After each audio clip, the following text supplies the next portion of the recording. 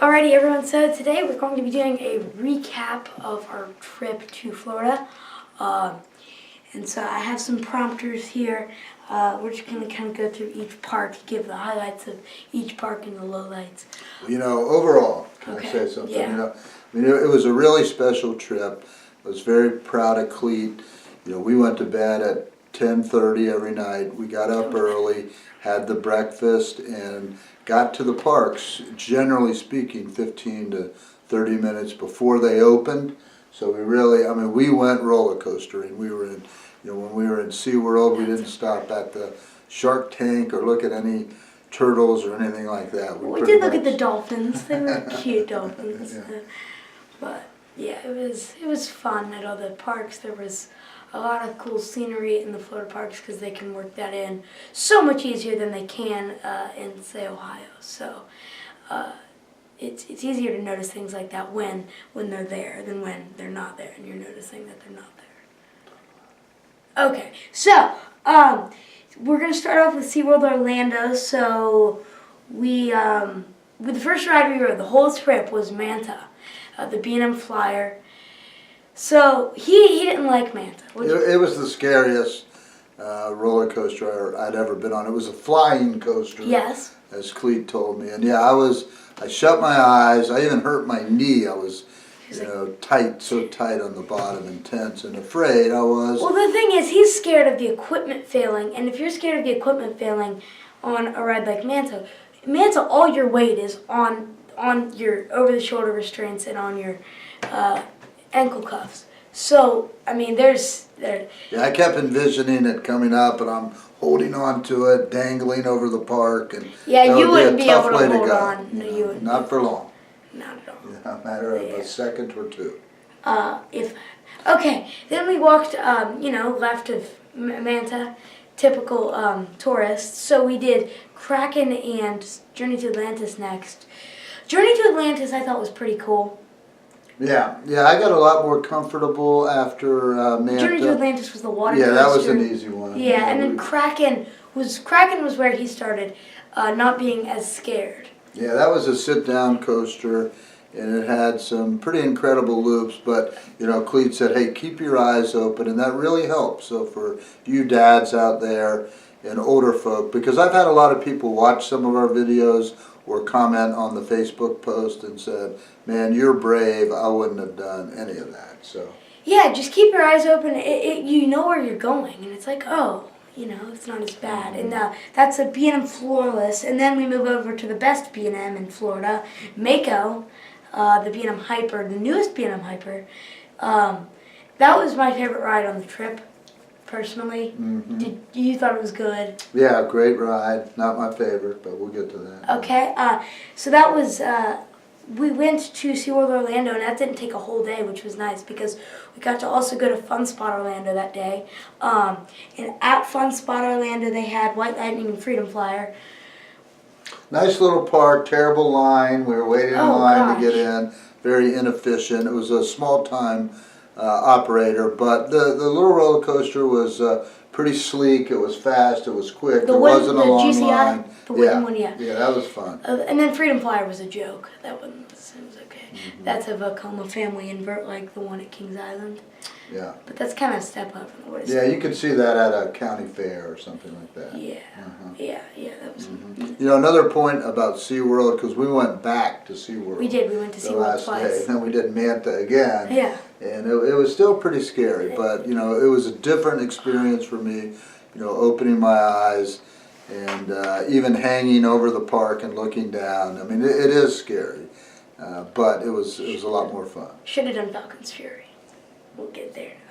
So the next day we kind of had a little bump in the road. Yeah. We went to Disney's Hollywood Studios, and that was not the best in the world. So we go in and we got there pretty early. Yeah. But there was something wrong with our tickets, so we couldn't go in. So it took 10 minutes, and that 10 minutes, there's a lot of people that get in line in 10 minutes.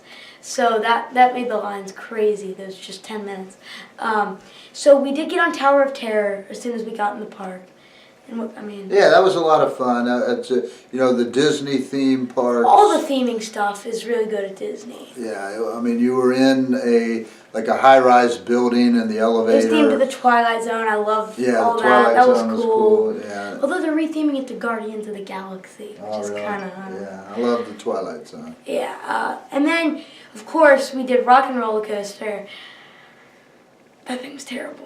Well, I talked to some people at work, and they love Rock and Roller Coaster, but it has a good production value. I mean, everything about it, Aerosmith, and when you get right into, before you get on the ride, there's kind of a 3D wall of Steven Tyler and the rest of Aerosmith talking about how they want to take care of their fans, and so it's very novel. It's a cool looking roller coaster. In theory, it's a great ride, and then you get on the ride. Yeah, and it's all indoor, in through tunnels and. It bugs me that it has over-the-shoulder restraints. I think it should have lap bars. Yeah, you didn't need the over the shoulders. You definitely didn't, and it was just very okay. Mm-hmm. But it should have been more than okay because we waited way too long for that. Yeah, even with fast passes. Even with fast passes. We bought fast passes everywhere. A 20-minute line probably, and our fast passes we couldn't book till like 4 o'clock, so we ended up staying there forever. Yeah. But although we got in early, remember, about almost. Yeah, we got in like an hour early. Yeah, that was crazy. I don't know how that worked. But the we did the complimentary shuttle to Busch Gardens Tampa that you got when you book your tickets. So we booked tickets to Busch Gardens Tampa, and we went around to the left first. So we went towards SheiKra and the kangaroo experience.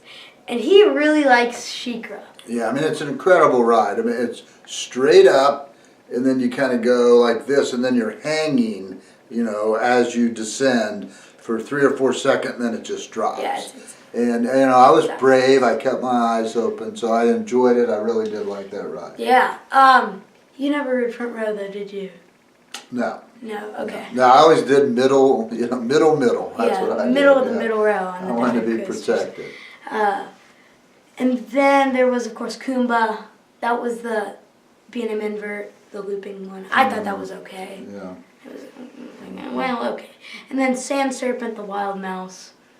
Yeah, well, they had a great variety of roller coasters there. Yeah. Probably more than any other single park. By a lot. And it was impressive, I thought. Like the cheetah, for example, it went out so you could see all the animals in Busch Garden, and the giraffes and the elephants. And they really, like I commented to Cleet, the giraffes had a real rich coat, and they looked very healthy, whereas some of parks and zoos, the animals kind of look sickly. Was not the case there. They do a really good job.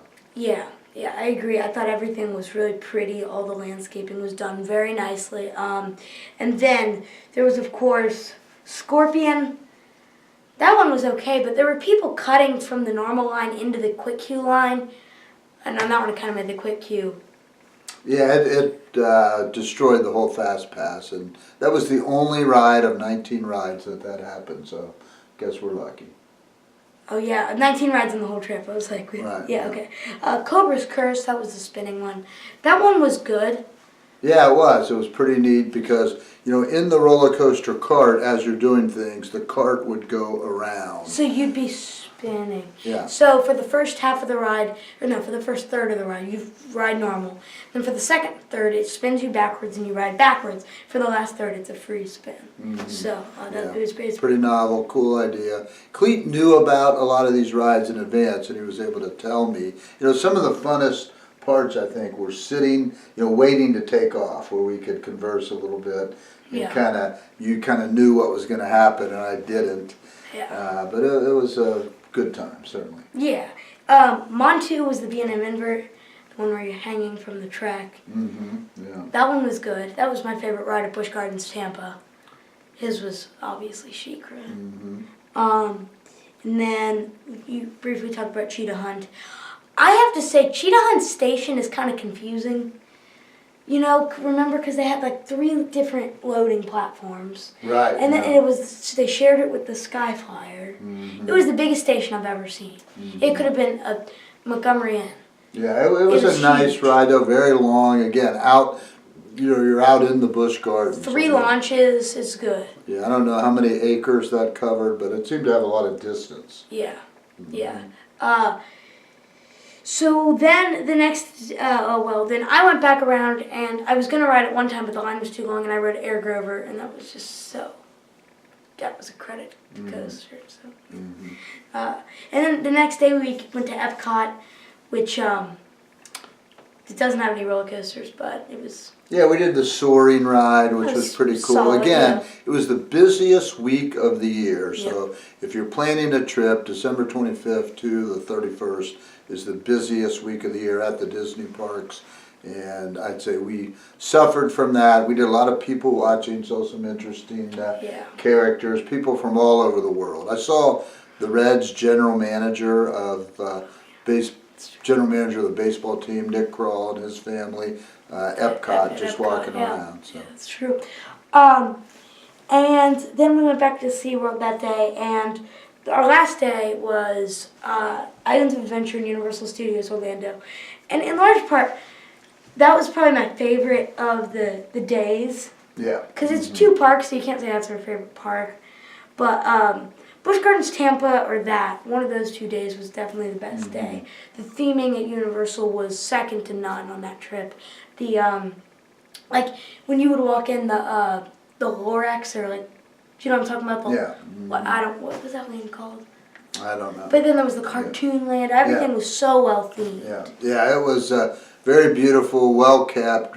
Big, bright colors. Dr. Seuss. Yeah, Dr. area, Seuss. Yeah. All over there. We rode a little coaster, a little kiddie coaster around Dr. Seuss land. That wasn't a credit because it never uses only gravity. Oh, really? Yeah, it was just a little one. But yeah, Universal was the best day for me as well. The Incredible Hulk, and what was the other one at Universal? At the Rip Ride Rocket? Yeah, Rip Ride Rocket. I love those 2 roller coasters.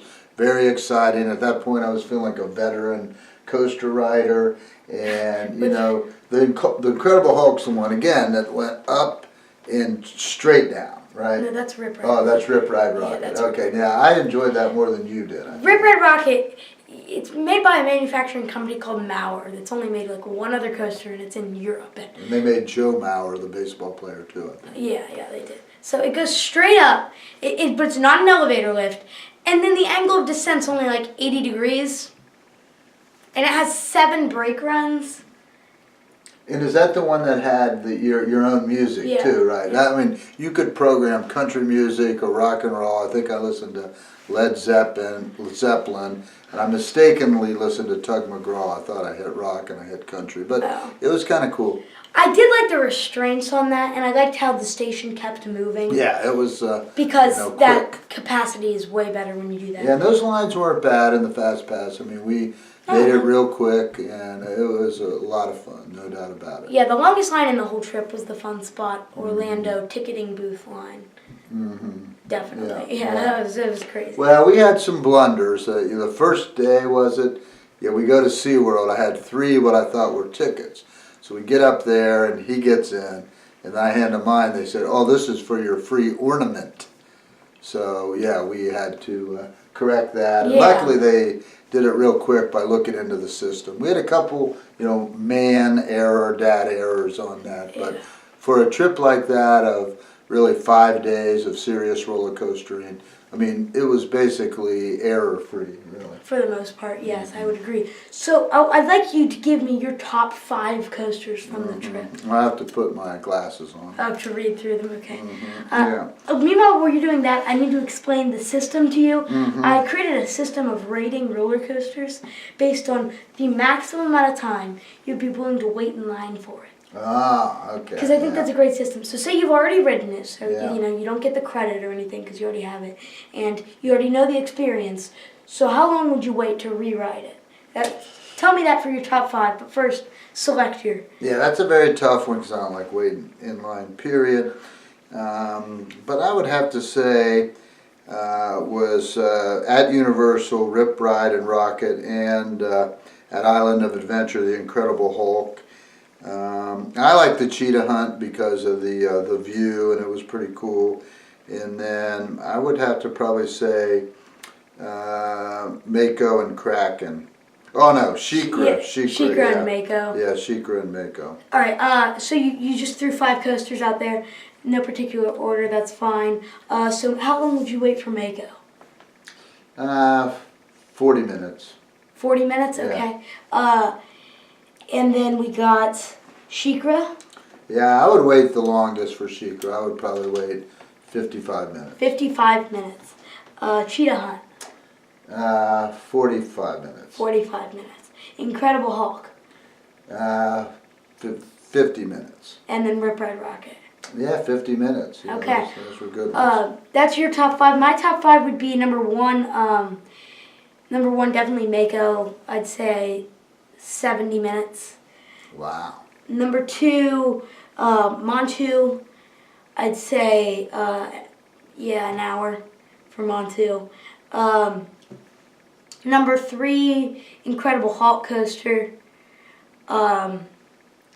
which I'd say 50 minutes for. Number 4